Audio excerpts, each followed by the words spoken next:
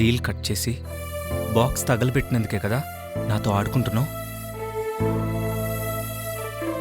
ఈ నాటకం నాతోనే ఆరంభమైంది, నాతోనే అంతమవ్వాలి.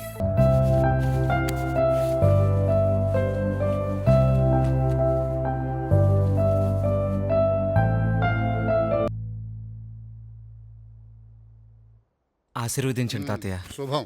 లే. ఈ సమస్యకి ఈరోజు చెక్ పెట్టబోతున్నాను తాతయ్య. గుర్తుంచుకో, పావును పట్టేటప్పుడు పూర ఊదడంలో ఏమాత్రం తేడా వచ్చినా నీ ప్రాణానికి ప్రమాదం. తెలుసు తాతయ్య, కానీ వేరే దారి లేదు. ప్రయత్నించి చూస్తాను.